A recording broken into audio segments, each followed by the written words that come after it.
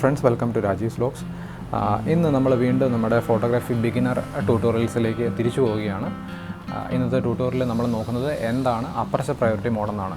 നമുക്കിപ്പോൾ ഞാൻ പറഞ്ഞാൽ നമുക്ക് ആദ്യം മാനുവൽ മോഡ് പഠിക്കാം, അതിനുശേഷം aperture priority mode, shutter priority mode മുതലായ മോഡുകളിലേക്ക് പോകാം എന്ന് ഞാൻ പറഞ്ഞു. അതുപോലെ നമുക്കൊരു പ്രോഗ്രാം മോഡുണ്ട്. നമ്മളെന്തായാലും പ്രോഗ്രാം മോഡിലേക്ക് കടക്കുന്നില്ല.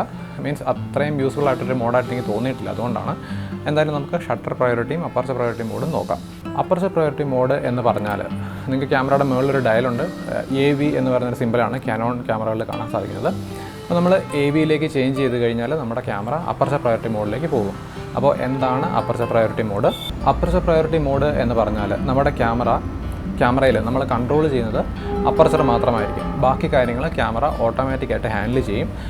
അപ്പർച്ചർ കൺട്രോൾ ചെയ്യുക എന്ന് പറഞ്ഞാൽ നിങ്ങളുടെ ലെൻസിൻ്റെ അപ്പർച്ചർ ഓപ്പണിംഗ് അനുസരിച്ച് നിങ്ങൾക്ക് അപ്പർച്ചർ കൺട്രോൾ ചെയ്യാം. ഇപ്പോൾ ഒരു 1.8 ഓപ്പണിംഗ് ഉള്ള ലെൻസ് ആണെങ്കിൽ നിങ്ങൾക്ക് 1.8 വരെ ഓപ്പൺ ചെയ്യാം.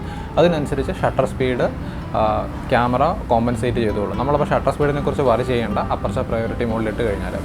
ഇതിനൊരു ഗുണം ബേസിക്കലി നിങ്ങളൊരു സ്പോർട്സ് അല്ലെങ്കിൽ അതുപോലുള്ള ഈവൻറ്റ്സ് ഒക്കെ കവർ ചെയ്യുമ്പോൾ നമുക്ക് പെട്ടെന്ന് മാനുവൽ മോഡിൽ പോയി ഷട്ടർ സ്പീഡ് അപ്പർച്ചർ എല്ലാ കാര്യങ്ങളും അഡ്ജസ്റ്റ് ചെയ്യാനായിട്ട് സാധിക്കത്തില്ല. അങ്ങനെയുള്ളൊരു സിറ്റുവേഷനിൽ സ്പോർട്സ് ഫോട്ടോഗ്രാഫി ഒക്കെ ചെയ്യുന്ന ആൾക്കാർ കൂടുതലും പ്രൊഫഷണൽസും അപ്പർച്ചർ പ്രയോറിറ്റി മോഡ് യൂസ് ചെയ്യാറുണ്ട്. എൻ്റെ ഒരു അഭിപ്രായത്തിൽ എനിക്ക് തോന്നുന്നു ചിലപ്പോൾ മാനുവൽ മോഡിനെക്കാട്ടും കൂടുതൽ യൂസ് ചെയ്യുന്നത് അപ്പർച്ചർ പ്രയോറിറ്റി മോഡ് ആയിരിക്കാം. അല്ലെങ്കിൽ മാനുവൽ മോഡ് കഴിഞ്ഞാൽ ഏറ്റവും കൂടുതൽ യൂസ് ചെയ്യപ്പെടുന്ന ഒരു മോഡാണ് ക്യാമറയിലെ അപ്പർച്ചർ പ്രയോറിറ്റി മോഡ്. ഓക്കെ, പിന്നെ അതുപോലെ തന്നെ നമുക്ക് ISO ഓട്ടോ ISOയിൽ ഇട്ട് കഴിഞ്ഞാൽ, നിങ്ങളിപ്പോൾ ഓട്ടോ ISO അല്ല, നിങ്ങൾ തന്നെ ISO സെറ്റ് ചെയ്യുകയാണെങ്കിൽ അപ്പർച്ചർ പ്രയോറിറ്റി മോഡിൽ നിങ്ങൾക്ക് ISO സെറ്റ് ചെയ്യാനായിട്ട് സാധിക്കും. നിങ്ങൾ ISO സെറ്റ് ചെയ്യുകയാണെങ്കിൽ ചിലപ്പോൾ നിങ്ങളുടെ ഷട്ടർ സ്പീഡ് കുറവായിരിക്കും. മീൻസ് നിങ്ങളുടെ സീനിലെ ലൈറ്റ് അനുസരിച്ച്, ഇപ്പോൾ ലൈറ്റ് കുറവാണെങ്കിൽ നിങ്ങളുടെ ഷട്ടർ സ്പീഡ് ഓട്ടോമാറ്റിക്കായിട്ട് കുറയും. അപ്പോൾ ചിലപ്പോൾ ക്യാമറ ഷേക്ക് വരാനിടയാണ്. അപ്പോൾ നിങ്ങൾ ISO ഓട്ടോ മോഡിൽ ഇട്ട് കൊടുത്താൽ കുറച്ചും കൂടെ ബെറ്റർ ആയിരിക്കും. ഷട്ടർ സ്പീഡും ISOയും ക്യാമറ തന്നെ ഹാൻഡിൽ ചെയ്തുകൊള്ളും. നിങ്ങൾ അതിനെക്കുറിച്ച് വറി ചെയ്യേണ്ട. അപ്പോൾ അങ്ങനെ വരുമ്പോഴും അതിനകത്തൊരു പ്രശ്നമുണ്ട്. എന്താണെന്ന് വെച്ചാൽ ചിലപ്പോൾ ഇതുപോലെ ലോ ലൈറ്റ് സിറ്റുവേഷൻ ആണെങ്കിൽ ISO വളരെ ഉയർന്നു പോകാനായിട്ട് സാധ്യതയുണ്ട്. അതുപോലെ ഷട്ടർ സ്പീഡും കുറഞ്ഞു പോകാനായിട്ട് സാധ്യതയുണ്ട്.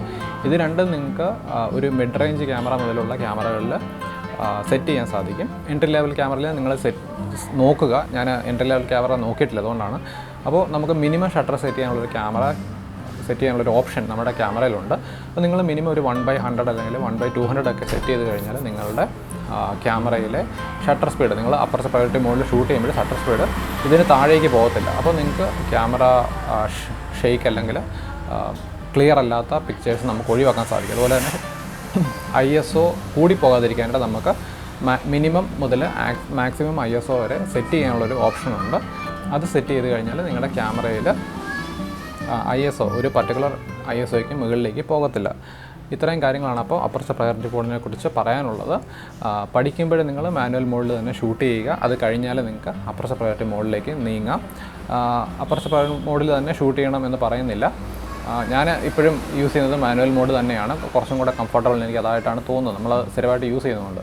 നിങ്ങളുടെ ഇഷ്ടത്തിനനുസരിച്ച് നിങ്ങൾ ചെയ്യാം. മാനുവൽ മോഡിൽ പഠിക്കുമ്പോൾ പഠിച്ച് മീൻസ് എല്ലാ കാര്യങ്ങളും തറവാക്കിയതിന് ശേഷം മാത്രം അപ്പർച്ചർ പ്രയോറിറ്റിയും ഷട്ടർ പ്രയോറിറ്റി മോഡും യൂസ് ചെയ്യുക. ഇനി അടുത്ത വീഡിയോയിൽ നമുക്ക് ഷട്ടർ പ്രയോറിറ്റി മോഡ് നോക്കാം.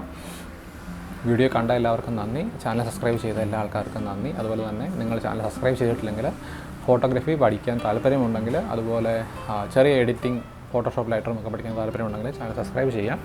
അടുത്ത വീഡിയോയിൽ കാണുന്നവരെ ബൈ.